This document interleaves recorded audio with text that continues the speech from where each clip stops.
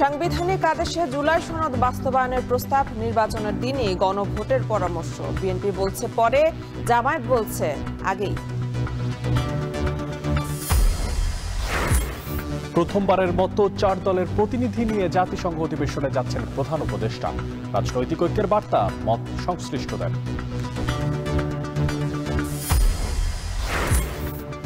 ডাকসু জাকসুতে ভরাডুবির পর পুনর্গঠনের বাকশাস। এনসিপির সাথে সম্পর্ক নিয়ে ধোঁয়াশা নয়, অভিযুক্তদের বাদ দেওয়ার সিদ্ধান্ত। আমরা ছাত্র সংসদ নির্বাচনগুলোর যে ফলাফল, সেই ফলাফলগুলো নিয়ে আরেকবার ভাবতে চাই। এনসিপির সাথে আদর্শিকভাবে এটা আমি ইতিমধ্যে অনেক জায়গায় বলেছি, আদর্শিক জায়গায় মিল রেখে সামনে কাজ করা হবে। সমালোচনা এড়াতে চাকসুতে ভোট গণনা নিয়ে সতর্ক নির্বাচন কমিশন। স্বচ্ছতা নিশ্চিত থাকছে ওএমআর, সিসিটিভিতে নজরদারি বাড়ানোর সিদ্ধান্ত। ভোটটারে যে ব্যালটগুলো হবে সেটাকে আইসোলেটেড করি জমা দেওয়ার ক্ষেত্রে, তখনই আমাদের সর্টিংটা হয়ে গেল। যুক্তরাষ্ট্রের ফের বন্দুক হামলায় ঝরল প্রাণ। এবার পেনসিলভেনিয়ায় 3 পুলিশের মৃত্যু, গুরুতর আহত আরো 2। নিরাপত্তা বাহিনীর গুলিতে নিহত অস্ত্রধারীও।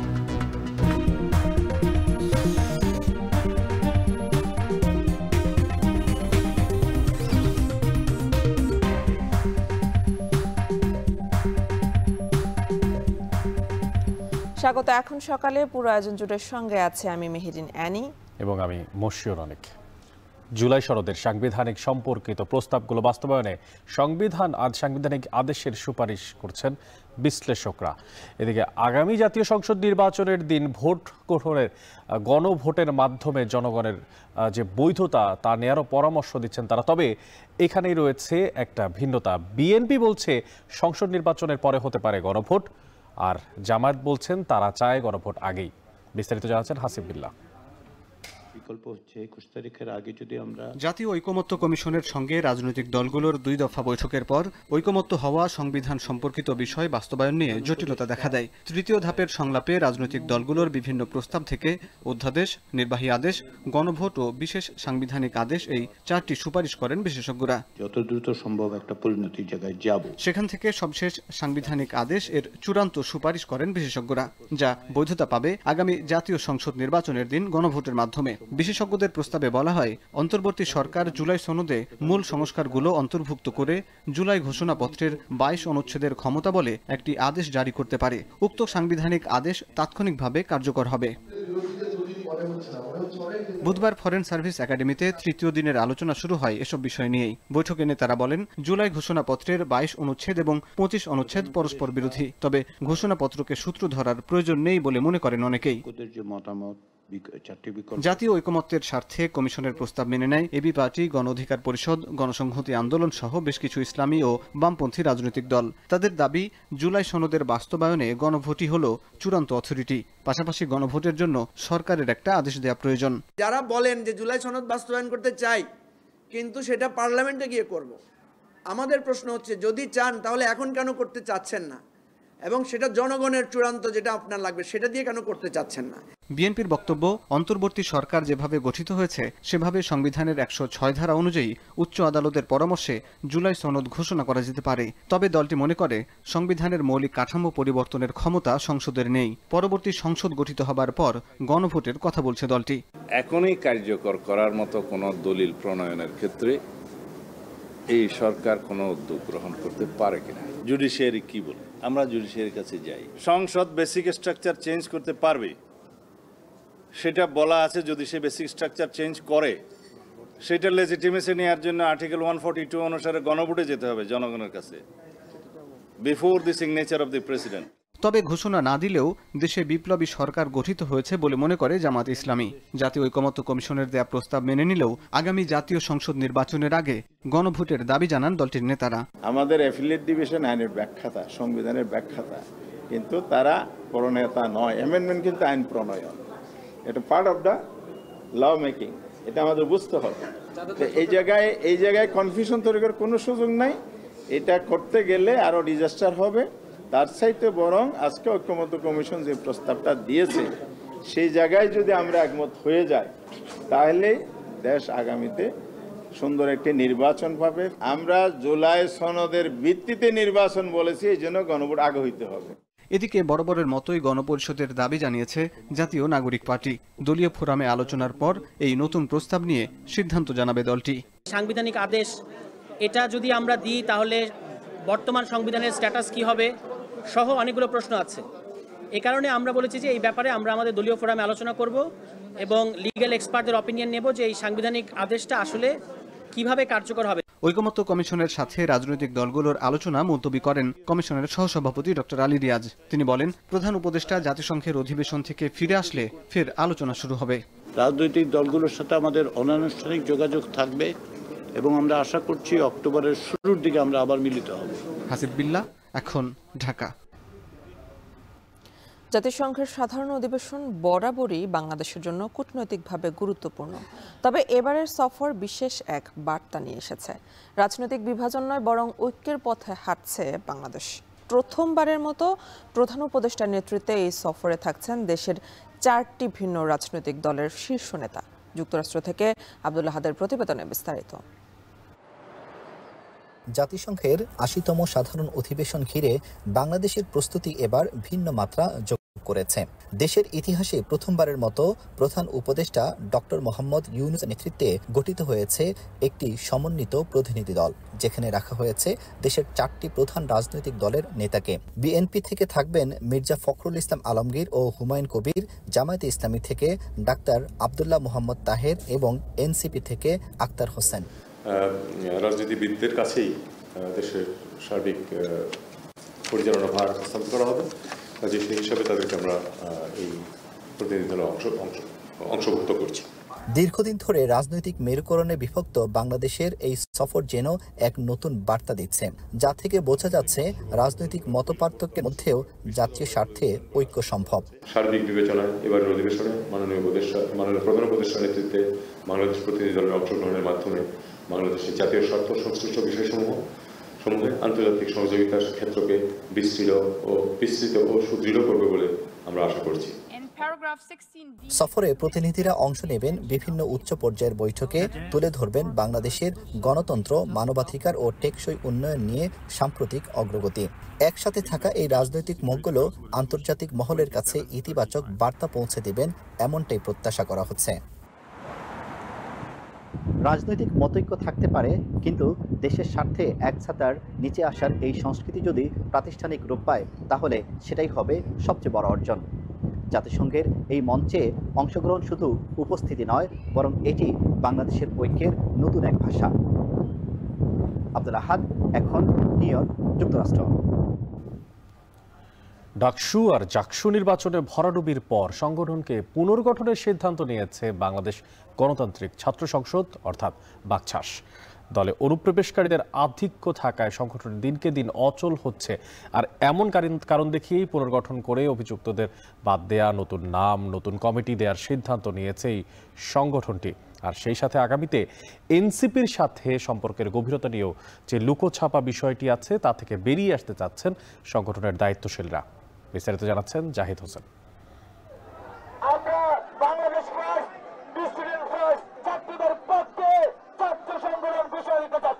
২৬ ফেব্রুয়ারি আত্মপ্রকাশ ঘটে ২৪-এর অভ্যুত্থানের সামনের সারির ছাত্র নেতাদের নিয়ে গঠিত ছাত্র সংগঠন বাংলাদেশ গণতান্ত্রিক ছাত্র সংসদের স্টুডেন্ট ফার্স্ট, বাংলাদেশ ফার্স্ট এই স্লোগানে যাত্রা শুরু করলেও শুরুর দিনেই সংগঠনটি সংবাদের শিরোনাম হয় সমর্থকদের দুই পক্ষের হাতাহাতির কারণে। ৭ মাস ঢিমেতালে সাংগঠনিক কার্যক্রম চালানোর পর আসে ডাকসু সহ বিভিন্ন ছাত্র সংসদ নির্বাচনে হল সংসদ পর্যায়ে কিছুটা সফলতা পেলেও কেন্দ্রীয় সংসদগুলোতে ঘটে ভরাডুবি। এমন ফলাফলের কারণ হিসেবে সংগঠনের ভিতরে ছদ্মবেশী পদধারীর উপস্থিতির কথা জানাচ্ছেন বর্তমান কর্ণধাররা। আর সমাধান হিসেবে এখনই সংগঠনের অবয়ব বদলকেই অবধারিত গন্তব্য হিসেবে নিচ্ছেন তারা। অনেকজন এসেছেন নানা রকমের এজেন্ডা নিয়ে, সেই যারা এসেছেন ভিন্ন এজেন্ডা বাস্তবায়ন করবার জন্য গণতান্ত্রিক ছাত্র সংসদকে ব্যবহার করতে, তাদের এখানে একটি পুনর্গঠনের ব্যাপার আছে। একই সঙ্গে আমাদের সাংগঠনিক যে স্ট্রাকচার, অবকাঠামো, সেটিকে আমরা পুনর্গঠন করতে চাই একবার। আমরা ছাত্র সংসদ নির্বাচনগুলোর যে ফলাফল, সেই ফলাফলগুলো নিয়ে আরেকবার ভাবতে চাই। দল পুনর্গঠনে বাদ পড়বেন বিতর্কিতরা। শীঘ্রই সম্মেলনের মাধ্যমে আসবে নতুন কমিটি, আর সেখানে দল পেতে পারে নতুন নাম। মুশকিলটি হয়েছে এই অ্যাকোমোডেশনের নামে কিছু ব্যক্তিরা তারা আমাদের এই সংগঠনে এসে অন্যান্য সংগঠনের পারপাস সার্ভ করেছেন এবং সংগঠনের কখনো কখনো ক্রিটিক্যাল মোমেন্টে তারা আমাদেরকে সহযোগিতার বদলে চরম অসহযোগিতা করেছেন। সুতরাং সেই ব্যাপারগুলো নিয়ে আমাদের নিশ্চয়ই কাজ করতে হবে। নামের যে আসলে ট্যাগলাইন আকারে বলি বা যে কোনোভাবে বলি না কেন, এই নামটি আমরা দেখেছি যে অনেকেই আসলে খুব ভালোভাবে পছন্দ করেনি। তো সেই ক্ষেত্রে আমাদের নিজেদের মধ্যে একটা আলোচনা চলমান আছে। কাগজে কলমে মধুর ক্যান্টিনকে দলীয় কার্যালয় হিসেবে পরিচয় দিলেও এনসিপির কার্যালয়ে নিয়মিত সভা করতে দেখা গেছে বাকছাস নেতাদের। তবে এবার আর লুকোচুরি নয়, এনসিপি বাকছাসের সম্পর্ক নিয়ে খোলাসা করবেন তারা। আমরা এনসিপির সাথে আদর্শিকভাবে এটা আমি ইতিমধ্যে অনেক জায়গায় বলেছি। তো আদর্শিক জায়গায় আসলে মিল রেখে যদি কাজ আমরা করে আদর্শিক জায়গায় মিল রেখে সামনে কাজ করা হবে। আমরা হয়তো কাউন্সিলের দিকেও যেতে পারি, এটা আমাদের সিদ্ধান্ত এখনো হয়নি, বাট সব কিছু আলোচনাধীন আছে। আর এখানে আমাদের যে টপ 8 আমরা করেছি, সেই টপ 8 না হয়ে সেটা টপ 4 হতে পারে। তবে সব সিদ্ধান্তে জেলা ও বিশ্ববিদ্যালয় কমিটির কাছ থেকে পরামর্শ শুনবেন বলেও জানিয়েছেন বাকছাস কর্ণধাররা। এখন আবার সিদ্ধান্ত না হলে আমি সব বলে। হোসেন জাহিদ, এখন, ঢাকা। ডাকসু ও জাকসু নির্বাচনে দীর্ঘ সময় ভোট গণনা, শিক্ষিকার মৃত্যুর ঘটনায় উঠেছিল ব্যাপক সমালোচনা। তাই নির্বাচন নিয়ে নতুন করে ভাবছে চট্টগ্রাম বিশ্ববিদ্যালয় কর্তৃপক্ষ। জাকসু নির্বাচনে ভোট গণনা দ্রুত ও স্বচ্ছ করতে ওএমআর পদ্ধতি, সিসিটিভি নজরদারি ও বড় পর্দায় সরাসরি সম্প্রচারের মতো পদক্ষেপ নিচ্ছে নির্বাচন কমিশন। এছাড়া শিক্ষার্থীরাও প্রতিশ্রুতি চান স্বচ্ছ, দ্রুত ও নির্ভুল ভোট প্রক্রিয়ার। শোয়েব রহমানের প্রতিবেদনে বিস্তারিত। চট্টগ্রাম বিশ্ববিদ্যালয় জুড়ে চাকসু নির্বাচন ঘিরে উৎসব মুখর আবহ। প্রার্থীদের পাশাপাশি শিক্ষার্থীদের আলোচনায় রয়েছে ভোটের পরিবেশ আর গণনা পদ্ধতি। ডাকসু ও জাকসু নির্বাচনের অভিজ্ঞতা থেকেই চাকসু নির্বাচন ঘিরে নতুন করে ভাবছে চট্টগ্রাম বিশ্ববিদ্যালয় কর্তৃপক্ষ। আগামী 12 অক্টোবর চাকসুর ভোট হবে ওএমআর ব্যালটে। ভোট শেষে মেশিনে দ্রুত গণনা করে জানানো হবে ফলাফল। ভোট গ্রহণ থেকে ফলাফল প্রকাশ পর্যন্ত কিভাবে দ্রুত ও স্বচ্ছতার সাথে করা যায় তার উপায় খুঁজছে নির্বাচন কমিশনও। নির্বাচন কমিশন জানায়, মনোনয়ন জমা ও প্রার্থী তালিকা প্রকাশের পরই প্রয়োজনীয় ব্যালট ছাপানো হবে। তখন শুরু হবে ওএমআর ব্যালট ছাপানোর কার্যক্রম। আর বিতর্ক এড়াতে ভোটের দিন সকালে ব্যালট পৌঁছে দেয়া হবে কেন্দ্রে। তবে ঢাকা বিশ্ববিদ্যালয়ের অভিজ্ঞতা থেকে শিক্ষা নিয়ে চাকসু নির্বাচনে প্রতিটি পদের জন্য আলাদা ব্যালট বাক্স রাখার সিদ্ধান্ত নেওয়া হয়েছে বলে জানান কমিশনার। ভোটটারে যেই ব্যালটগুলো হবে সেটাকে আইসোলেটেড করি জমা দেওয়ার ক্ষেত্রে, তখনই আমাদের সর্টিংটা হয়ে গেল। তাহলে আমাদের ওই সর্টিং করার জন্য যে সমস্যাটা বা সময়টা, সেই সময়টা লাগবে না। সুতরাং আমরা ভোট গণার পরপরই, ভোট নেওয়ার পরপরই আমরা গণার কাজে চলে যেতে পারব। অধিকাংশ শিক্ষার্থীরাও ওএমআর এবং মেশিনের মাধ্যমে দ্রুত গণনার পক্ষে। তবে স্বচ্ছতা নিশ্চিতে নিরবচ্ছিন্ন বড় পর্দায় তা প্রচারের দাবি তুলেছেন তারা। ঢাকা বিশ্ববিদ্যালয়ের এই কর্তৃপক্ষের সাথে কথা বলে যথাযথ তারা কি প্রবলেম ফেস করেছে এই ওএমআর করতে গিয়ে এবং কি প্রবলেম শিক্ষার্থীরা ফেস করেছে তা যদি সমন্বয় করে চট্টগ্রাম বিশ্ববিদ্যালয় কর্তৃপক্ষ যদি তার সিদ্ধান্ত নেয়। আমরা জাকসু নির্বাচনে দেখেছি এখানে প্রায় 2 থেকে 3 দিন পর্যন্ত তার বিলম্ব করে। আমরা চাচ্ছি চট্টগ্রাম বিশ্ববিদ্যালয় এসব সমস্যার জন্য সম্মুখীন না হয়। সার্বক্ষণিক সিসিটিভি ক্যামেরা আওতায় এবং সার্বক্ষণিক যাতে সেটা এলইডি স্ক্রিনে সরাসরি সেই গণনার কাজটি দেখানো হয়। ভোট গণনা করবে যারা কর্তৃপক্ষ আছে, তারা যদি কোনো একটা পক্ষের পক্ষপাতিতা করতেও চায় সেটা করতে পারবে না। ভোট গণনা কার্যক্রম সিসিটিভির আওতায় এনে তা গণনা কক্ষের বাইরে বড় পর্দায় প্রদর্শনের উদ্যোগ নিয়েছে প্রশাসন। পাশাপাশি মোবাইল অ্যাপের মাধ্যমেও প্রচারের সম্ভাবনা খতিয়ে দেখছে প্রশাসন। আমি যদি এলইডি স্ক্রিন রাখবই, আমি সকাল থেকে রাখবো না কেন? আমাকে তো ভাড়া দিতেই হবে। আমি সকাল 8:30 থেকে রাত 9:30, 10:30, 11:30 যতক্ষণ পর্যন্ত ভোট কাস্টিং হবে, যতক্ষণ পর্যন্ত রেজাল্ট দিতে হবে, আমি এটা কন্টিনিউসলি রাখলে অসুবিধা কোথায়? খুব ইজি আমার কাছে। হ্যাঁ, এখন কর্মযোগ্য করতে গেলে বুঝবো কতটুকু কথা। প্রায় 3 যুগ পর অনুষ্ঠিত হতে যাওয়া চাকসু নির্বাচনে 27,500-এর বেশি শিক্ষার্থী ভোটাধিকার প্রয়োগের মাধ্যমে নিজেদের প্রতিনিধি নির্বাচিত করবেন। এরই মধ্যে নির্বাচনকে ঘিরে যে উৎসবমুখর পরিবেশ তৈরি হয়েছে তা ভোট গণনায় অসঙ্গতি কিংবা ত্রুটির কারণে যাতে মলিন না হয় সে দাবি শিক্ষার্থীদের। শোয়েব রহমান, এখন, চট্টগ্রাম। আগামী 27 নভেম্বর অনুষ্ঠিত হতে যাচ্ছে জগন্নাথ বিশ্ববিদ্যালয়ের কেন্দ্রীয় ছাত্র সংসদ নির্বাচনের ভোট। আর বুধবার সন্ধ্যায় ঘোষণা করা রোডম্যাপ অনুযায়ী তফসিল ঘোষণা হবে 19 অক্টোবর। বুধবার সন্ধ্যায় বিশ্ববিদ্যালয়ের রেজিস্ট্রার অধ্যাপক ডক্টর মোহাম্মদ শেখ গিয়াসউদ্দিন আর যে স্বাক্ষরকৃত অধিবেশন, সেখানেই কিন্তু জানা যায় যে এই রোডম্যাপের সম্পর্কে মোট 48 দিনের নির্বাচনী পরিকল্পনার উল্লেখ করা হয়েছে এই রোডম্যাপে। আর এতে করে কার্যক্রম শুরু করার কথা বলা আছে 8 অক্টোবর। 28তম দিনে প্রকাশ করা হবে চূড়ান্ত ভোটার তালিকা। 2005 সালে জগন্নাথ বিশ্ববিদ্যালয় পূর্ণাঙ্গ বিশ্ববিদ্যালয়ের মর্যাদা অর্জন করার পর এবারই প্রথমবারের মতো গঠিত হতে যাচ্ছে ছাত্র সংসদ। আর সবকিছু ঠিকঠাক থাকলে চলতি মাসেই চক্ষুর নীতিমালার আইনি ভিত্তি পাওয়া যাবে।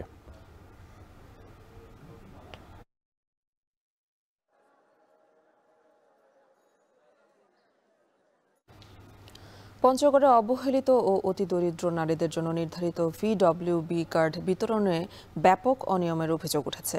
এসব কার্ড পেয়েছে অনেক সচ্ছল পরিবারের সদস্যরা। অভিযোগ রয়েছে আর্থিক লেনদেনেরও। কার্ড বিতরণে 9/6 অভিযোগ উঠলেও কার্যকর কোনো পদক্ষেপ নেওয়া হয়নি। এ নিয়ে আরও জানাচ্ছেন লুৎফর রহমান। পঞ্চগড়ের কামারপাড়ার হতদরিদ্র গৃহবধূ মোমেনা বেগম সম্পদ বলতে এক টুকরো বসত ভিটে পাটখড়ি বিক্রি করে কোনো মতে জোটে দুমুঠো ভাত, কিন্তু VWB চালের আবেদন করেও তার ভাগ্যে জোটেনি কার্ড। এদিকে কার্ড পেয়েছেন তার প্রতিবেশী সচ্ছল গৃহবধূ মর্জিনা খাতুন, যার বিশাল পাকা বাড়ির সাথে রয়েছে অন্তত 20 বিঘা জমি। বেচাই বেশ বিক্রি করে খাই, খাওয়া দায় করি, এইভাবে সংসার চলে।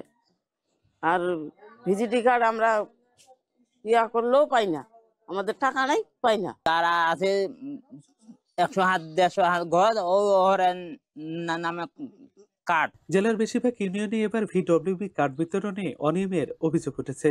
স্থানীয়দের দাবি 10 থেকে 15 হাজার টাকা দিয়ে কার্ড নিয়েছেন সচ্ছল ব্যক্তিরা। আমরা টাকা দিতে পারিনি, তার জন্য আমাদের কার্ড হয়নি। বড় লোকের যারা টাকা দিতে পারছে তাদের জন্য কার্ড হয়েছে। ঘুষ তো আমরা দিতে পারি না, আমরা হলাম গরিব মানুষ। 10,000 15,000 টাকা আমরা দিতে পারি না, ওই জন্য আমাদের দেয় না, বড় মানুষদের দেয়।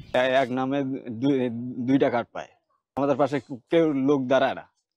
মানে যে টাকা দিতে পারে তার কার্ড হয়, আমাদের কার্ড হয় না। ভিজিটি কার্ডটা আইসে মনে করেন 10 টাকা কার্ড আইসে, গরিবলা পায় না, বড় লোকলাই পায়। এদিকে প্রমাণ সহ লিখিত অভিযোগ করা হলেও কোনো ব্যবস্থা নেয়নি সংশ্লিষ্টরা। উল্টো এক নারী সদস্য এই বিষয়ে অভিযোগ তোলায় জেলা মহিলা বিষয়ক অধিদপ্তরের উপপরিচালক সমস্যা সমাধানে কোনো পদক্ষেপ না নিয়ে বরং তাকে লাঞ্ছিত করেন। গরুর হাটটা লেল করে খাই, মাঝে মাঝে গ্রামে বাকি তুলি বাজারে নিয়ে বিক্রি করি। পরিবার 5 জন কাটা 16 শতক জমি আমার। ঠিক আছে, আপনারা ফিল্ডে যান, দলিল দেখেন, কাগজ দেখেন। অনলাইনে আবেদন করছিলাম যে বলে বিসিবি কার্ডের জন্য, ওইটা ওইখানে হয়েছিল। হওয়ার পর আমাকে খবর দিছিল, আমি গেছিলাম, যাওয়ার পর ওইটা হয়েছে। 272টা ভিজিটের জন্য অভিযোগ করছিলাম ইউনো স্যারকে, তাকে নিয়ে যায়নি বিধায় আমাকে বিভিন্ন ধরনের গালিগালাজ করছে। গালিগালাজ করে বলতেছে যে আপনি তো সাক্ষী নিয়ে আসেন, আপনি এই মিথ্যা অপবাদটা কিভাবে দিলেন। কার্ড পাওয়া সচ্ছল ব্যক্তিদের বাড়িতে গেলে তাদের অধিকাংশই ক্যামেরার সামনে কথা বলতে রাজি হননি। আবার কেউ কেউ নিজেদের গরিব বলে দাবি করেন। ইপি চেয়ারম্যান স্বীকার করেন অনিয়ম ও অভিযোগের কথা। আর জেলা মহিলা বিষয়ক অধিদপ্তরের কর্মকর্তা দায় চাপান জনপ্রতিনিধিদের ওপর। গত কয়েকদিন হলো আমরা তালিকা পেয়েছি, আমরাও তালিকা প্রকাশ হওয়ার পরে যেটা জানতে পারছি, আমরা 2 থেকে 3টা কালকে আমার কাছে অভিযোগ আসছে যে স্বচ্ছ ব্যক্তি পাইছি, যারা আসলে পাওয়ার মতো না তারা পাইছে। এটা আমি স্যারের সাথে কথা বলছি, মমতা স্যারের সাথে। উনি বলছে যেটা আপনি ইন্ডিকেট করে রাখেন, সেটা পরবর্তী যদি কোনো সংশোধনের ব্যবস্থা থাকে নয়। গরিব অসহায় যাদের 1 বিঘা বা 1.5 বিঘা জায়গা আর বেশি জায়গা নাই, 1 বিঘা জমি বেশি নাই, সে যে সরকারের অন্যান্য ভাতা পায় না, এটা আমি নিব কেমন? আমি বলি, কাজটা করে ইউনিয়ন চেয়ারম্যানেরা, মেম্বার, রুট লেভেলে ওয়ার্ড কমিটি আছে, ইউনিয়ন কমিটি আছে, তারা করে। জেলায় এবার 15,369 জন নারীকে VWB কার্ড দেওয়া হয়েছে। গত 26শে মে VWB কার্ড বিতরণে আর্থিক লেনদেন ও অনিয়মের অভিযোগে 11 ইউপি সদস্যকে আটক করা হয়। স্থানীয়দের দাবি সুষ্ঠু তদন্ত করে অনিয়মের সাথে জড়িতদের শাস্তি নিশ্চিত করা সহ গরিব অসহায় নারীদের তাদের হক ফিরিয়ে দেওয়ার। লুৎফর রহমান, এখন পঞ্চগড়। বৃষ্টির কারণে মানিকগঞ্জের পাইকারি সবজির আড়তে কমেছে সরবরাহ। এতে সপ্তাহ ব্যবধানে কেজি প্রতি দাম বেড়েছে 5 টাকা পর্যন্ত, যার প্রভাব পড়েছে খুচরা বাজারেও। এ বিষয়ে বিস্তারিত জানাতে সদর উপজেলার বাটবাউর আড়ত থেকে সরাসরি যুক্ত আছেন আসাদ জামান। আসাদ, সবজির সরবরাহ কমার কারণ কি, আর খুচরা বাজারে কেমন দামে সবজি বিক্রি হচ্ছে জানাবেন।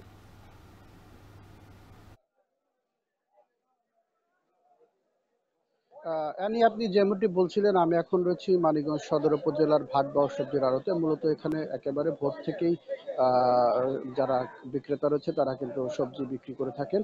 আর পাশাপাশি যারা কৃষক রয়েছে তারাও কিন্তু এখানে প্রায় সব ধরনের সবজি এখানে নিয়ে আসে পাইকারি বিক্রি করার জন্য। আর বিক্রি করে দেন এই জায়গার যারা আড়তদার রয়েছেন তারাই। তো এখানে আসার পর যে বিষয়টা দেখতে পেয়েছি যে সবজি সরবরাহ কিন্তু বেশ কম, অর্থাৎ গ্রীষ্মকালীন যে সবজিগুলো রয়েছিল সেগুলো শেষ প্রান্তে চলে আসার কারণে কিন্তু সবজির সরবরাহ কমেছে। আর কিছু সবজির দাম কিন্তু আমরা বেড়েছে কেজি প্রতি 5 টাকা পর্যন্ত, আর কিছু সবজির দাম অপরিবর্তিত রয়েছে। তো আজকের বাজার দর সম্পর্কে একটু যদি বলতে চাই যে পটল বিক্রি হচ্ছে 35 থেকে 40 টাকা, পেঁপে 10 টাকা কেজি, আলু 15 থেকে 16 টাকা, পেঁয়াজ 60 থেকে 62 টাকা, আর করলা যেটা সেটা বিক্রি হচ্ছে 60 টাকা দরে, আর কাঁকরোল 60 টাকা, বেগুন 50 টাকা এবং কাঁচামরিচ যেটা 140 টাকা, আর শসা যে রয়েছে সেটা হচ্ছে 50 টাকা কেজিতে। আর লেবু যেটা দেখতে পেয়েছি আমরা বিভিন্ন মানভেদে কিন্তু 30 থেকে 40 টাকা কেজিতে লেবু বিক্রি হচ্ছে। আর যে কচুরমুখী সেটা কিন্তু 15 টাকা দরে আমরা এখানে বিক্রি হতে দেখেছি। তো আপনার প্রশ্নের উত্তর যদি দিতে চাই যে সবজির সরবরাহ কম, এর মূল কারণ হচ্ছে যে এখনো যে শীতকালীন সবজিগুলো সেগুলো কিন্তু বাজারে এখন পর্যন্ত আসেনি, যার কারণে কিন্তু সবজি সরবরাহ বেশ কিছুটা কম রয়েছে। আর এতে করে কিন্তু প্রভাবটা পড়েছে হচ্ছে খুচরা বাজারে, কারণ এখান থেকে যারা খুচরা বাজারে নিয়ে যান তারা দেখা গিয়েছে যে কেজিতে 15 থেকে 20 টাকা বা 25 টাকা পর্যন্ত বেশিতে তাদের বিক্রি করতে হয়। এই কারণ আমরা জানতে চেয়েছি, তারা বলেছেন যে তাদের দোকান ভাড়া, তারপরে লাভের একটা অংশ, তাছাড়া পাইকারি পর্যায়ে যেসব সবজিগুলো কিনতে হয় সেগুলো কিন্তু দেখা যায় যে তাদের বেছে কেনার কোনো সুযোগ থাকে না, যার কারণে দেখা গিয়েছে যে এখানে একটু যে নষ্ট বের হয় সেগুলোর দাম কিন্তু এর ভিতরে চলে যায় বলে আমাদেরকে তারা জানিয়েছেন। আর আড়তদার এবং কৃষকদের সাথে কথা হয়েছে, তারা আমাদেরকে জানিয়েছেন যে 2 সপ্তাহ পরেই এই শীতকালীন সবজি যখন বাজারে আসবে তখন কিন্তু সবজি সরবরাহ বাড়বে। তো অ্যানি, এই ছিল আমার কাছে সবজি বাজার থেকে সবশেষ সংবাদ। মানিকগঞ্জের সবজি বাজার নিয়ে জানাচ্ছিলেন সহকর্মী আসাদ জামান। এদিকে নওগাঁয় বাজারে উঠতে শুরু করেছে নতুন আউশ ধান। সপ্তাহের ব্যবধানে নতুন ধানের দাম মনে অন্তত 40 থেকে 50 টাকা বেড়েছে। প্রকারভেদে বিক্রি হচ্ছে 1050 থেকে 1220 টাকায়। এছাড়া পুরনো বোরো মৌসুমের ধান বিক্রি হচ্ছে 1600 টাকা। এ বিষয়ে বিস্তারিত জানাতে মহাদেবপুর চকগৌরী হাট থেকে যুক্ত আছেন সহকর্মী আব্বাস আলী। আব্বাস, ধানের দাম নিয়ে কৃষকরা কি বলছেন, আর এই যে দাম বেড়েছে ধানের, তো সেক্ষেত্রে তাদের প্রতিক্রিয়া কেমন জানাবেন?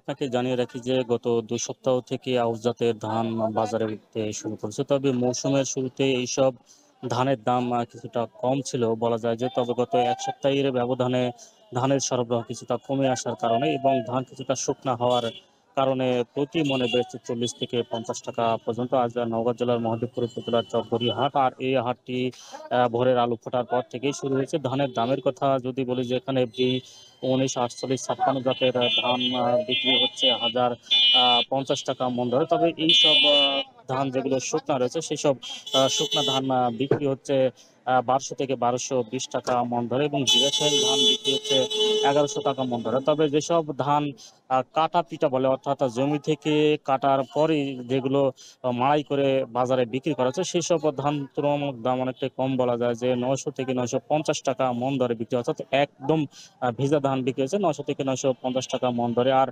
যেসব বড় মৌসুমের শুকনো ধান রয়েছে সেগুলো বিক্রি হচ্ছে কাটারি এবং জিরাশাইল 1600 টাকা মন ধরে। কৃষকরা বলছেন যে এই মৌসুমে, অর্থাৎ আউশ মৌসুমে ধানের উৎপাদন খরচ 1.5 থেকে 2000 টাকা বেড়ে 8000 থেকে 10,000 টাকা পর্যন্ত হয়েছে। তবে ফলন তুলনামূলক কম হয়েছে। তারা বলছেন যে প্রতি বিঘায় 13 থেকে 15-16 মন পর্যন্ত ধান হচ্ছে। এর কারণটা হয়েছিল মৌসুমের শুরুতেই প্রচুর পরিমাণ বৃষ্টি হয়েছিল, যার কারণে ধানের শীষ বেরোনোর পর এই বৃষ্টিতে কিছুটা ক্ষতিগ্রস্ত হয়েছে, অর্থাৎ ধান চিটায় পরিণত হয়েছে এবং পোকার উপদ্রব হওয়ার কারণে ধানের ফলন কম হয়েছে। এবং কৃষকরা বলছেন যে ধানের দাম যদি 1300 টাকার মন দাম কম হয় তাহলে তাদের লোকসান গুনতে হবে বলে তারা জানিয়েছেন। অর্থাৎ ধানের উৎপাদন খরচ যেহেতু বেশি হয়েছে, যার কারণে এই দামে তারা আসলে সন্তুষ্ট নয়। অর্থাৎ 1300 বা 1300-র উপর যদি ধান বিক্রি করতে পারেন তাহলে তাদের সুবিধা হবে। আর ব্যবসায়ীরা বলছেন যে যেহেতু এখন এলসি চালু গেছে, যার কারণে তারা বেশি দাম দিয়ে ধান আসলে কিনছেন না, অর্থাৎ কম পরিমাণ ধান কিনছেন এবং শুকনা জাতের ধান কিনছেন, যার কারণে বাজারে ধানের সরবরাহ কিছুটা কম রয়েছে বলে জানিয়েছেন ব্যবসায়ী। তো এই ছিল আমার কাছে ধানের দরদাম নিয়ে সবশেষ। নওগাঁর ধানের বাজার নিয়ে জানাচ্ছিলেন সহকর্মী আব্বাস আলী। নদী আর সমুদ্রতে বিচ্ছিন্ন হয়ে যাওয়া নোয়াখালীর এক উপজেলার নাম হচ্ছে হাতিয়া। সেই উপজেলাতে বাস করে প্রায় ৭.৫ লাখ মানুষ, কিন্তু তাদের জন্য রয়েছে শুধুমাত্র একটি হাসপাতাল বা যেটাকে বলা যায় স্বাস্থ্য কমপ্লেক্স। কিন্তু সেখানে চিকিৎসকদের অনিয়ম রয়েছে, চিকিৎসা সংকট, সরঞ্জাম সংকট রয়েছে, আর দালালের দৌরাত্ম্য, আর জনবল সংকটের কথা বাদই দিলাম। আর এতে করে বঞ্চিত হচ্ছেন বিচ্ছিন্ন দ্বীপটির এই ৭.৫ লাখ বাসিন্দারা। দীর্ঘদিন ধরে বন্ধ রয়েছে অস্ত্রোপচারও, বিপাকে পড়েছেন এই অঞ্চলের মানুষ। নাসিম শুভর প্রতিবেদনে বিস্তারিত। নদী আর সাগর ঘেরা নোয়াখালীর বিচ্ছিন্ন দ্বীপ উপজেলা হাতিয়া। দেশের দক্ষিণের এই দ্বীপটিতে বসবাস করেন প্রায় ৭.৫ লাখ মানুষ। বিশাল জনগোষ্ঠীর এই দ্বীপে রয়েছে কেবল একটি ৫০ শয্যার উপজেলা স্বাস্থ্য কমপ্লেক্স। ১৯৯৮ সালে স্বাস্থ্য কমপ্লেক্সটিকে ৩১ থেকে ৫০ শয্যায় উন্নীত করা হয়। দ্বীপটিতে আর কোনো স্বাস্থ্যকেন্দ্র না থাকায় উপজেলা স্বাস্থ্য কমপ্লেক্সটি চিকিৎসার একমাত্র ভরসা। তবে কমপ্লেক্সটিতে বছরের বেশিরভাগ সময় থাকেন না চিকিৎসক। নষ্ট হয়ে আছে এক্স রে ও ইসিজি মেশিন, দীর্ঘদিন বন্ধ অস্ত্রোপচারও। এর মধ্যে অভিযোগ উঠেছে কমপ্লেক্সে কর্মরত বাগানের মালি, ঝাড়ুদার ও ওয়ার্ড বয় কাজ করছেন ইমার্জেন্সি বিভাগে। বহির্বিভাগে চিকিৎসা নিতে বাড়তি টাকা ও মেয়াদোত্তীর্ণ ওষুধ দেওয়ারও রয়েছে অভিযোগ। ফলে রোগীরা বাধ্য হচ্ছেন হাতিয়া থেকে অন্যত্র গিয়ে চিকিৎসা নিতে। 11টার সময় ডেলিভারি রুগী নিয়ে আইছে, বুঝছেন। আসার পর ওরা বলছে আগে হবে, ডেলিভারি হবে নর্মাল। আর রাইতের 9টার দিকে বলছে হবে না, এটার বাইরে নিয়ে যায়। আমরা যে পরিমাণ ডাক্তার দরকার সেই পরিমাণ ডাক্তার নাই। যারা ওই নাইট গার্ড, ঝাড়ুদার, এরাই ইমার্জেন্সিতে সেবা দেয়। এখন সকাল 11টা বাজে, এখনও প্যাথোলজি বিভাগে কোনো ডাক্তার নাই এবং অন্যান্য রুমগুলো এখনও তালাবদ্ধ। এখানে রোগীরা আসে ঘোরাফেরা করে, কোনো ডাক্তার পায় না। মেডিকেলে ভালো কোনো যন্ত্রপাতি নাই, কোনো পরীক্ষার ব্যবস্থা নাই, কোনো অক্সিজেনের ব্যবস্থা নাই, কোনো আইসিইউর ব্যবস্থা নাই। 45 দিন মেয়াদ উত্তীর্ণ ওষুধটা ব্যবহার করতে হবে আমাকে। সাইসিটি কীভাবে ইচ্ছে করে এই ওষুধগুলো দেওয়া কীভাবে দেয় তারা জানে। এদিকে অনিয়মের বিষয়গুলো স্বীকার করে উপজেলা স্বাস্থ্য ও পরিবার পরিকল্পনা কর্মকর্তা জানালেন অনিয়ম বন্ধে ব্যবস্থা নেওয়ার কথা। আমাদের এখানে তো ডাক্তার অনেক কম, তাই কিছু ডাক্তার, 2-1জন ডাক্তার আমাদের ট্রেনিংয়ের জন্য নোয়াখালী যেতে হয় এবং ওখানে ট্রেনিং করা মানে 3 দিনের সময় নিয়ে যেতে হয়, কারণ এখানে যেতে লাগে একদিন, আসতে একদিন এবং ট্রেনিংয়ের দিন 3 দিন। এই জন্য 2-1জন ডাক্তার সবসময় আমার হাসপাতালের বাইরে থাকে। নিজে পর্যবেক্ষণ করার চেষ্টা করছি এবং আমি এই জন্য আমার হাসপাতালের সিসি ক্যামেরাও এখানে স্থাপন করেছি, যাতে এই জিনিসগুলো আমি ঠিকমতো পর্যবেক্ষণ করতে পারি। বিচ্ছিন্ন দ্বীপ হওয়ায় এখানে পদায়ন পেলেও আসতে চান না চিকিৎসকরা। উপকূলীয় এই উপজেলার মানুষের স্বাস্থ্যসেবা নিশ্চিতে প্রয়োজনীয় ব্যবস্থা নেওয়ার দাবি স্থানীয়দের। এখন নোয়াখালী। হাতিয়া থেকে মৌলভীবাজারের দূরত্ব বেশ অনেকটা, তবে যে পূর্বের যে প্রতিবেদনটা দেখছিলেন তার সাথে মিল না হলেও দুর্নীতির অবস্থাটা প্রায় একই রকমেরই। মৌলভীবাজারের দিকে তাকালে দেখা যাবে কমলগঞ্জে স্বাস্থ্যসেবার নামে সরকারের জায়গা লিজ নিয়ে চলছে রিসোর্ট ব্যবসা। আর এতে করে স্বাস্থ্যসেবার কোনো চিহ্নই তো খুঁজে পাওয়া যায়ই না, বরঞ্চ প্রকৃতি ধ্বংস করে গাছ কেটে সেখানকার পরিবেশ ধ্বংস করছে। আর স্বাস্থ্য বিভাগ আর স্থানীয় প্রশাসন বলছে তদন্ত করে ব্যবস্থা নেওয়া হবে শীঘ্রই। এম এ হামিদের তথ্য আর প্রতিবেদনে দেখবেন বিস্তারিত। হিট বাংলাদেশ 1976 সালে মৌলভীবাজারের কোমলগঞ্জের কুষ্ঠ ও যক্ষ্মা রোগীদের চিকিৎসার জন্য স্বাস্থ্য বিভাগের কাছ থেকে প্রায় 190 একর জায়গা শর্ত সাপেক্ষে লিজ নেয়। উদ্দেশ্য ছিল চা শ্রমিক সহ দরিদ্র মানুষদের চিকিৎসা সেবা। তবে কাগজে কলমে স্বাস্থ্য সেবার কথা থাকলেও বাস্তবে চিকিৎসার কোনো চিহ্ন নেই। বর্তমানে স্বাস্থ্য সেবার আড়ালে গড়ে উঠেছে রিসোর্ট, রেস্ট হাউস, ছাগল ও মোরগ পালনের খামার, লেবুর বাগান আর মাইক্রো ফাইন্যান্স অফিস। বাইরে চিকিৎসা সাইনবোর্ড থাকলেও ভেতরে সবই ফাঁকা। এখানে স্থানীয় মানুষও প্রাথমিক চিকিৎসা দিত হিট বাংলাদেশ, কিন্তু বর্তমানে হিট বাংলাদেশ আগের মতো আর নেই। কমলগঞ্জ এলাকায় অনেক প্রভাব এবং বর্তমানেও আছে ওদের, ওরা দখলে নিয়ে ও যে আমাদেরকে বিভিন্ন ধরনের হয়রানিও কিন্তু করেছে। সম্প্রতি স্বাস্থ্য বিভাগের জায়গায় অনুমতি ছাড়া মূল্যবান কয়েকটি গাছ কেটে জড়ো করলে বিষয়টি নজরে আসে স্থানীয়দের। সামাজিক যোগাযোগ মাধ্যমে লেখালেখি ও সংবাদ প্রকাশ হলে নড়েচড়ে বসে প্রশাসন, জব্দ করা হয় গাছ। স্থানীয়রা বলছেন গাছ কেটে আসবাবপত্র তৈরি ও বিক্রির প্রমাণ রয়েছে। এখানে আরো আশেপাশে অনেক গাছ কাটা হয়েছে, ওনাদেরকে প্রশ্ন করলে ওনারা বলে যে আসলে গাছগুলা জ্বরে পড়ে গেছে বা কোনোটা মারা গেছে। কামলা দিয়ে গাছ কেটে ওরা হিজে রাখে না, মেইল নিয়ে সিরাত কাটকাতে হাজার মেইল লইয়ে যা। তারা গাছ কর্তন করছে কিন্তু আমাদের কাছ থেকে আমাদেরকে অবহিত করে নাই। অবহিত না তো আমাদের কাছ থেকে কোনো বন বিভাগের কাছ থেকে কোনো পারমিশন নেয়নি। আর এরই ধারাবাহিকতা আমি ইউনুস স্যারকে বিষয়টা আমি কমলগঞ্জ ইউনুস স্যারকে আমি বিষয়টা নিশ্চিত করি। অভিযোগ রয়েছে শর্ত ভেঙে স্বাস্থ্য বিভাগের জায়গা সাবলিজে দেওয়া হয়েছে প্রভাবশালীদের কাছে। এ বিষয়ে স্থানীয়রা কেউ কিছু বললে দেয়া হয় গাছ কাটার মিথ্যা মামলা। আর এসব কাজে হিডের লিয়াজো অফিসার নূরে আলম সিদ্দিকীর সহযোগিতা রয়েছে বলে অভিযোগ স্থানীয়দের। এই কাঠগুলি উনি বিভিন্ন জায়গাতে ফাইলিং করে বিক্রি করে, আর এই গাছ চুরির মামলা কিন্তু এলাকার লোকাল লোকেরাই খায়। নানা বিষয়ে এই অভিযোগ স্বীকারও করেন হিট বাংলাদেশের লিয়াজো অফিসার। মৃত অবস্থায় ছিল এবং সেটা বৃষ্টির মধ্যে একটু আমরা মনে করলাম যে একটু ঝুঁকিপূর্ণ, কিছু ডালও পড়ছিল চালের উপরে। সেই অবস্থায় আসলে তখন মাথায়ও কাজ করেনি বিষয়টা যে ফরেস্ট বা প্রশাসনকে জানিয়ে আমরা কাটবো। কোমলগঞ্জ উপজেলা নির্বাহী কর্মকর্তা জানান, বন বিভাগের জিম্মায় নেওয়া হয়েছে গাছগুলো। তদন্তপূর্বক তাদের বিষয়টি জানানো হয়েছে ঊর্ধ্বতন কর্মকর্তাদের। কারো কোনো অনুমতি ব্যতি রেখে তারা এই গাছটি কাটতে পারে না। তার জন্য আমরা বন বিভাগকে বিষয়টি তদন্তের জন্য নির্দেশনা দিয়েছি। তারা বিষয়টি তদন্ত করছে ও ইতিমধ্যে গাছগুলো তাদের জিম্মায় রয়েছে। হিট বাংলাদেশের অনিয়মের প্রমাণ পাওয়া গিয়েছে ও শর্ত ভঙ্গের জন্য তদন্ত সাপেক্ষে ব্যবস্থা নেওয়া হবে বলেও জানান এই স্বাস্থ্য কর্মকর্তা। কিছু কাজ ওরা আসলে চুক্তির বাইরে করতেছে, আমি ওদেরকে সাবধান করে আসছি। আর এটা আমি জেলা প্রশাসক মহোদয়কে জানাইছি, জেলা প্রশাসক মহোদয় জানেন। হিডের অনিয়ম তদন্ত শেষে জায়গাটি উদ্ধার করে সরকারি স্বাস্থ্য ও জনকল্যাণমূলক কাজে ব্যবহারের দাবি স্থানীয়দের।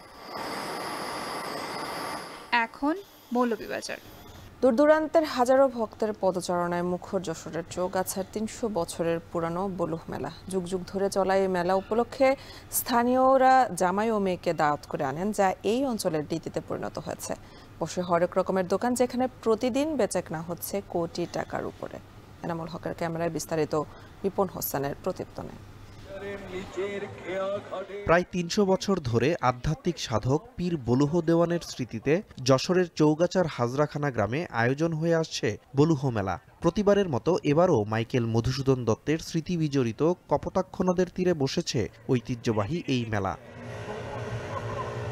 বাংলা ভাদ্র মাসের শেষ সপ্তাহ এলেই তার রওজা শরীফ ঘিরে আয়োজন হয় বলুহ মেলা। এ উপলক্ষে স্থানীয়রা জামাই ও মেয়েকে দাওয়াত করে আনেন, যা এই অঞ্চলের রীতিতে পরিণত হয়েছে। দীর্ঘদিন ধরে এই মেলায় ব্যবসা বাণিজ্য করি এবং এই মেলায় বেচা কিনা ভালো হয়। গ্রামের লোক ঈদের সময় মেয়ে ছেলে দাওয়াত করে না, কিন্তু এই মেলা উপলক্ষে দাওয়াত করতে হয়, মেলা উপলক্ষে আসে। ফ্যামিলি নিয়ে ঘুরতে আসি, আসে অনেক ভালো লাগছে আর সব জায়গা দেখতে অনেক ভালো। ছেলের জন্য রিমোট কন্ট্রোল একটা গাড়ি কিনলাম। বাচ্চা কাচ্চা ফ্যামিলিদের নিয়ে আসছি, সময় দিচ্ছি, কেনাকাটা করছি, দেখছি বিভিন্ন জিনিস খাওয়া দাওয়া করবো, দেখবো, খেলনা চড়বে বাচ্চারা। মেলায় নানা পণ্যের পসরা সাজিয়ে বসেছেন দোকানিরা। দামে সাশ্রয়ী হওয়ায় কেনাবেচাও বেশ জমজমাট। শিশুদের বিনোদনের খোরাক যোগাচ্ছে নাগরদোলা সহ বিভিন্ন খেলনা। ঐতিহ্যবাহী মেলা হয়, প্রতি বছরই হয়। আমরা প্রতি বছরই আসি, ব্যবসার উদ্দেশ্যে আসি। আপনি দেখতে পাচ্ছেন আশেপাশে অনেক মানুষ। এখানে মেয়েদের প্রসাধনী থেকে শুরু করে অনেক সংসারে যাবতীয় কিছু সবকিছুই পাওয়া যায়। মেলার অন্যতম আকর্ষণ নানা ধরনের আসবাবপত্রের দোকান। স্বজনদের উপহার হিসেবে এসব আসবাবপত্র দেওয়ার রীতিও রয়েছে স্থানীয়দের মধ্যে। এখানে আমরা আসছিলাম, কাঠের দোকানপাট অনেক ছিল, সবকিছুই ঘুরে ফিরে দেখছি, খুবই ভালো লাগছে। মেলায় বেচাকেনা ভালো হয়, আল্লাহর রহমতে মাল ঘুরে যায় না, ঠিক আছে, বেচাকেনা ভালো হয়, এখানে সিকিউরিটি ভালো। অন্যান্য বছরের তুলনায় মেলায় এবছর দর্শনার্থীদের ভিড় বেশি। দর্শনার্থীদের নিরাপত্তার দায়িত্ব গোটা গ্রামবাসীর বলেও জানায় আয়োজক কমিটি। আইন শৃঙ্খলা বাহিনী আমাদের যতটুকু সহযোগিতা করার দরকার আমাদের করছে, আমরা চেষ্টা করছি। আমাদের ভলেন্টিয়ার আছে, আমরা প্রায় 45 জন ভলেন্টিয়ার আমরা ইনপুট করছি। এর সাথে 18 জন যে মূল কমিটি, এই কমিটির লোকজন মাঠে আছে। মেলায় ছোট বড় প্রায় 2000 স্টল রয়েছে। এসব স্টলে প্রতিদিন বেচাকেনা হচ্ছে কোটি টাকার উপরে। সব ধর্মের মানুষই আসে এ মেলায়। 10 দিন ব্যাপী ভক্ত দর্শনার্থীদের এ মিলন মেলা শেষ হবে আগামী 18 সেপ্টেম্বর। এখন যশোর। এই পর্যায়ে আন্তর্জাতিক প্রসঙ্গ। যুক্তরাষ্ট্রের পেনসিলভেনিয়ায় বন্দুক হামলায় 3 পুলিশ কর্মকর্তা নিহত হয়েছেন, আর গুরুতর আহত হয়েছেন আরও 2 কর্মকর্তা। আর এই ঘটনায় পুলিশের গুলিতে নিহত হয়েছেন বন্দুকধারী নিজেও। পেনসিলভেনিয়ার স্থানীয় সময় দুপুর 2টার দিকে এই ঘটনা ঘটে। আর মার্কিন গণমাধ্যম CNN জানিয়েছে, বুধবার অনুপ্রবেশের অভিযোগে এক অপরাধীকে গ্রেফতারের উদ্দেশ্যে ইয়র্ক কাউন্টিতে অভিযানে যায় পুলিশ। আর এই সময় বন্দুকধারী আগে থেকেই ওট পেতেছিল। এ সময় পুলিশকে লক্ষ্য করে বন্দুকধারী গুলি চালালে ঘটনাস্থলে নিহত হন 3 কর্মকর্তা। পরে 2 পক্ষের গোলাগুলিতে নিহত হন হামলাকারীও। আর এই ঘটনায় গুরুতর আহত এক পুলিশ কর্মকর্তাকে এয়ার অ্যাম্বুলেন্সে করে হাসপাতালে নিয়ে যাওয়া হয়েছে। ঘটনার কারণ উদ্ঘাটনে এরই মধ্যে তদন্তে নেমেছে পুলিশ। তাদের সহায়তা করছে FBI সহ অন্যান্য ফোর্সের সদস্যরাও। তদন্তের স্বার্থে বিস্তারিত কিছুই জানানো হয়নি এখনো। নিহত পুলিশ কর্মকর্তাদের পরিবারের সঙ্গে দেখা করে সমবেদনা জানিয়েছেন পেনসিলভেনিয়া অঙ্গরাজ্যের গভর্নর। গেল বছরের সেপ্টেম্বরে লেবাননে পেজার বিস্ফোরণের ঘটনায় আহতরা বয়ে বেড়াচ্ছে দূরসহ ক্ষতচিহ্ন। এখনও সেই দিনের ঘটনা স্মরণ করে আঁতকে ওঠেন তারা। কেউ হারিয়েছেন চোখ, কেউ বা হাতের আঙুল। চিরতরে পঙ্গুত্ব বরণ করেন অনেকে। নিজেদের সুস্থতা কামনার পাশাপাশি প্রত্যাশা করেন এমন ঘটনা যাতে আর না ঘটে। এ নিয়ে বিস্তারিত জানাচ্ছেন অর্ণব প্রসাদ। একসময় বৈরুতের একটি কোম্পানিতে নানান কাজে কাটত জয়নব মোস্তারার সময়, কিন্তু গত বছর থেকে 2 চোখের জ্যোতি ধরে রাখতে নানা ধরনের অপারেশনের মধ্য দিয়ে যেতে হচ্ছে জয়নবকে। কারণ চোখের 90% দৃষ্টিশক্তি হারিয়েছেন লেবাননের এই তরুণী। كانت البيجر لأحد أفراد العائلة عنا بالبيت، فهي كانت موجودة، فأنا كنت مرقة وانفجرت। 17 সেপ্টেম্বর 2024-এ ইসরায়েলের ভয়াবহ পেজার বিস্ফোরণের সাক্ষী শুধু চোখই ক্ষতিগ্রস্ত হয়নি, ডান হাতের কিছু আঙ্গুলও হারাতে হয়েছে জয়নবকে। গেল বছরে 14 বার ছুরিকাছির মধ্য দিয়ে গেছেন তিনি। বাকি আছে আরও 7টি কসমেটিক সার্জারি। ঠিক কী কারণে ঘটেছিল এই বিস্ফোরণ, এর জন্য দায়ী কে বা কারা, তা নিয়ে বিস্তর জিজ্ঞাসা তার। يعني حتى نحن بنعرف بالحرب في شيء اسمه أخلاقيات الحرب، بس العدو قطع هيدا الاشياء كلها. ما فكر انه البيجر كانت حتكون بين ايدين اطفال. شهدنا نحن انه في جرحى كثير اطفال. পেজার বিস্ফোরণের ঘটনা মনে করে এখনো আটকে ওঠেন 34 বছর বয়সী মোহাম্মদ নাসের আল দিন। হিজবুল্লাহ নিয়ন্ত্রিত একটি হাসপাতালের প্রযুক্তি বিভাগের পরিচালক ছিলেন তিনি। হামলার ঠিক কয়েক মুহূর্ত আগে নিজের স্ত্রীর সঙ্গে কথা বলেছিলেন। এরপরই বিস্ফোরিত হয় তার হাতে থাকা পেজারটি। এতে বাম চোখ নষ্ট হয়ে যায়, হারান বাম হাতের আঙ্গুল। كيف انفجر، شو اللي شفته، شو اللي هيك. انا رحت قوم يعني رحت دغري غبت عن الوعي بأرضها، ونقلوني حسب ما كنت نزلوا الكل يعني الشباب اللي عنا. পেজার বিস্ফোরণে আহতদের ক্ষতের ভয়াবহতার কথা জানান লেবাননের এক চিকিৎসক। بعتقد كل اللي شفتهم كانوا كتير سيريوس كيس، بس هذا ما بيعني انه كل الحالات كانوا هيك، لحتى ما اعطي بايس. وفي حالات قدرنا انقذنا ما انقذنا العين او عينتين، وفي حالات لا تكون صريحين ما قدرنا نعمل شيء كمان.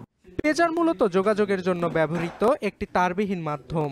লেবাননের সশস্ত্র গোষ্ঠী হিজবুল্লাহ সদস্যরা মোবাইলের বিকল্প হিসেবে সাধারণত ডিভাইসটি ব্যবহার করে থাকে।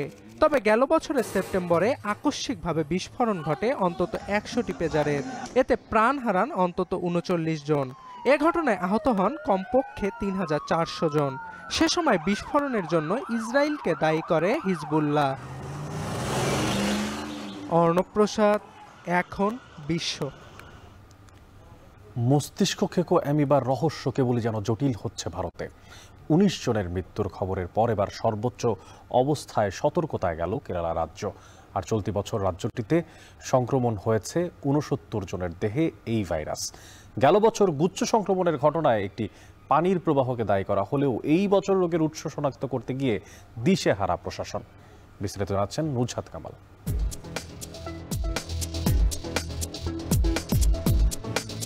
বৈজ্ঞানিক নাম প্রাইমারি অ্যামোবিক মেনিনজোএনসেফালাইটিস বা PAM, পরিচিত মস্তিষ্ক খেকো অ্যামিবা নামে। বিরল এ রোগের কারণ নাইগ্লেরিয়া ফাউলেরি নামের এক ধরনের স্বাধীনভাবে বেঁচে থাকতে সক্ষম এককোষী অ্যামিবা। উষ্ণ ও স্বাদু পানিতে ভেসে বেড়ানো এই অণুজীব নাকের মাধ্যমে মানবদেহে প্রবেশের পর একবার মস্তিষ্কে পৌঁছে গেলেই হয়ে ওঠে প্রাণঘাতী। ভারতের দক্ষিণাঞ্চলীয় কেরালা রাজ্যে এক মাসে মস্তিষ্ক খেকো অ্যামিবার সংক্রমণে অন্তত 19 জনের মৃত্যুর পর বুধবার জারি করা হয় উচ্চ স্বাস্থ্য সতর্কতা। চলতি বছর সংক্রমণ ধরা পড়েছে অর্ধশতাধিক। 3 মাসের শিশু থেকে শুরু করে 91 বছর বয়সী মানুষ, রেহাই নেই কারো। ঝুঁকি এড়াতে পুকুর বা হ্রদের মতো বদ্ধ পানির উৎসগুলোতে সাঁতার ও গোসল করা থেকে বিরত থাকার পরামর্শ প্রশাসনের। রোগের কারণ শনাক্তে একযোগে কাজ করছে ভারতের জাতীয় রোগ নিয়ন্ত্রণ কেন্দ্র এবং কেরালার স্বাস্থ্য বিভাগ। পরিবেশ থেকে সংগ্রহ করা হচ্ছে নমুনা, পরীক্ষা করে দেখা হচ্ছে বিভিন্ন উৎসের পানি। গেল বছর গুচ্ছ সংক্রমণের পর একটি পানির প্রবাহকে দায়ী করা হয়, তবে এবছর রোগের উৎস শনাক্ত করতে গিয়ে প্রশাসন বলছে চলতি বছর রোগটি সংক্রমণের গতি প্রকৃতি বেশ বিক্ষিপ্ত। Amoeba is present everywhere. So we have to take, even now we have patients from other states. So from there they came to Kerala. Here only they diagnose the disease and they are taking the treatments. হঠাৎ তীব্র জ্বর ও মাথা ব্যথা, বমি বা বমি ভাব, ঘাড় শক্ত হয়ে যাওয়া, বিভ্রম, খিঁচুনি ও জ্ঞান হারানো এই প্রদাহের উপসর্গ।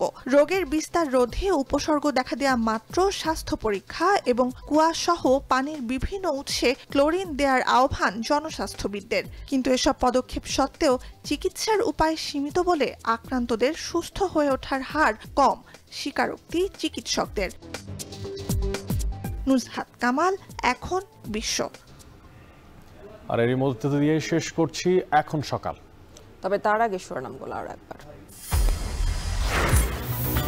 সাংবিধানিক আদেশে জুলাই সনদ বাস্তবায়নের প্রস্তাব, নির্বাচনের দিনই গণভোটের পরামর্শ, বিএনপি বলছে পরে, জামায়াত চায় আগেই।